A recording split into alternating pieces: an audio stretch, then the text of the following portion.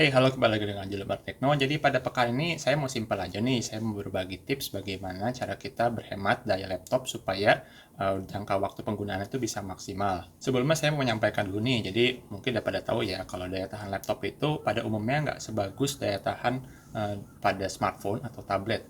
Ini karena ada beberapa hal ya, yang paling utamanya mungkin karena arsitekturnya yang masih x86 dan mayoritas fabrikasinya itu masih 14 nanometer sampai 10 nanometer, sehingga efisiensi dayanya itu nggak bisa sebagus pada smartphone atau tablet. Efisiensi daya yang nggak terlalu bagus ini dampaknya banyak ya, dimana salah satunya adalah dia cepat panas, dan karena dia panas itu harus menyalakan kipas ya dalam laptopnya sehingga lebih banyak daya yang kebuang lagi. Selain itu, tugas-tugas yang biasa kita kasih ke laptop juga umumnya lebih berat ketimbang tugas-tugas yang biasa kita kasih pada smartphone. Kita mulai dulu aja ya dari tips pertama. Yang pertama adalah kalau Anda lagi nggak menggunakan WiFi, saran saya sebaiknya dimatikan saja. Ini karena kalau kita sedang mengaktifkan WiFi dan terkonek ke satu router gitu misalnya, kerja komputer kita tuh jadi ekstra ya, jadi harus kirim data, lalu harus terima data juga, lalu juga kalau kita jalan kemana-mana ya bawa laptop dan wifi nyala itu, dia jadi harus gonta-ganti router, gonta-ganti koneksi, sehingga itu lama-kelamaan akan memakan daya. Tips yang kedua adalah kalau ada device atau peripheral yang sedang nggak kita pakai, misalnya mouse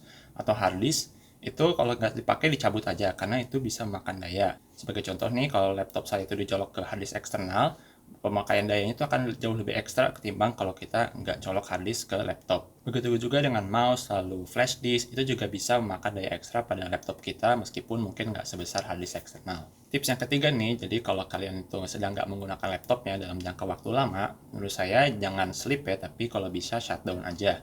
Ini karena kalau kita sleep itu sebenarnya tuh laptopnya masih menyala, hanya saja konsumsi dayanya itu rendah sekali. Tapi tergantung juga pada settingan Windows kita gitu. Misalnya kalau sedang dalam posisi maksimum performance, barangkali laptop kita tuh masih akan terkonek pada WiFi dan masih terima download, upload dan seterusnya. Sehingga sebenarnya laptop kita tuh masih aktif meskipun kelihatannya tuh nggak aktif sama sekali karena mungkin waktu sleep itu layar ditutup dan sebagainya. Sebagai contoh nih, saya jalan nih dari rumah saya, berangkat dengan baterai segini, lalu saya berangkat ke kampus. Lalu 20-an menit kemudian, ternyata laptop saya baterainya itu sudah berkurang 2%. Mungkin ini nggak seberapa ya, tapi kalau kita tinggal tidur gitu misalnya, itu bisa jadi kurangnya mungkin sampai 10%, 20%. Mungkin ini memang tergantung optimasi laptop masing-masing. Tapi kalau untuk laptop budget mungkin kita nggak bisa banyak ekspektasi ya. Sehingga ya menurut saya kalau bisa shutdown ya shutdown aja. Beberapa keuntungan lain kalau kita shutdown waktu kita berpergian adalah, pertama, kita tuh terhindar dari battery drain yang random tiba-tiba besar ya. Misalnya lagi sleep lalu connect ke wifi, lalu tadi saya seperti sudah saya bilang ya, connect ke berbagai router lainnya dalam perjalanan, itu juga bisa menghabiskan daya yang cukup cepat. Apalagi nih kalau ternyata nggak sengaja nih, misalnya kita tuh menyolok dongle mouse ke laptop kita, lalu tombol on off pada mouse wireless kita tuh lupa dimatikan tapi dimasukkan ke laptop, itu ada kemungkinan bisa mengaktifkan laptop waktu dalam tas. Itu juga bahaya, itu bahkan bisa bikin laptop kita panas waktu di dalam tas karena nggak ada sirkulasi udara sama sekali. Yang seperti ini malah jatuhnya bisa mempercepat kerusakan laptop ya. Kalau laptop-laptop zaman dulu itu ada fitur yang namanya hibernating. Hibernating itu sebenarnya masih ada di Windows 10, cuma by default, jadi secara default itu dia nggak aktif.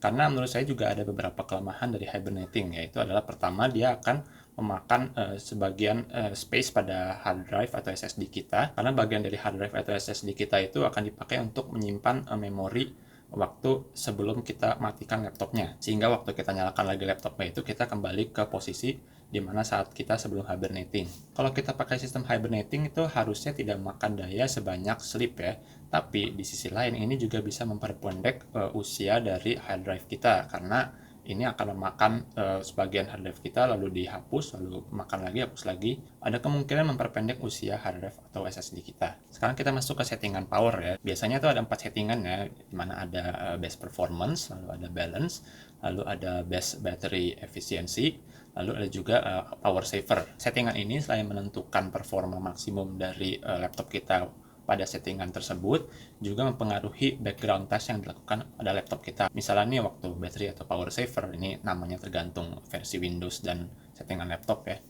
Itu background task seperti notifikasi, lalu email, lalu Windows Update, itu biasanya dihentikan dulu supaya kita bisa menghemat daya lebih banyak lagi. Tapi tentu kecepatan maksimumnya nggak bisa sekencang pada settingan maksimum atau di atas battery saver tadi. Ngomong-ngomong soal background test, kalian juga bisa cek nih waktu ke Task Manager, chat Ctrl Alt Del itu, kalian bisa lihat nih software apa aja yang lagi bekerja secara berat dan mana aja yang idle. Kadang ada beberapa yang berat tapi sebenarnya kita nggak sedang menginginkan itu. Misalnya antivirus kita lagi ngecek komputer kita tuh lagi scanning, padahal kita lagi ada tugas lain yang mungkin lebih penting. Nah, itu bisa dimatikan dulu tuh sampai pada saatnya kita mungkin oke untuk virus scanning. Tapi saya di sini nggak menyarankan Anda agar mematikan antivirus Anda ya, karena yang namanya virus itu bisa datang kapan aja, mungkin Anda nggak sengaja klik link apa. Lalu tips terakhir dari saya adalah pengaturan brightness dan volume. Nah, ini jelas ya, karena semakin terang laptop gitu, maka konsumsi daya juga semakin tinggi. Dan volume sendiri juga sebenarnya berpengaruh meskipun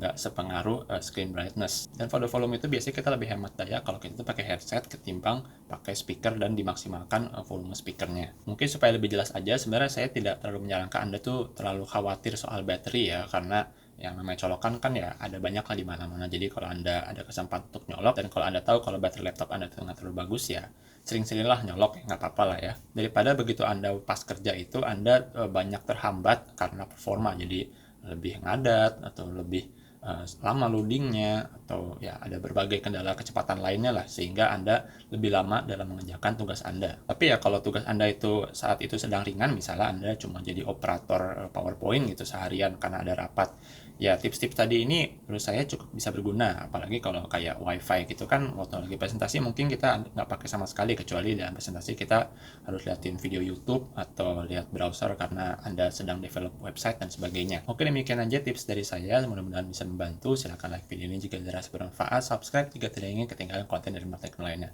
Saya Julan, terima kasih telah menonton.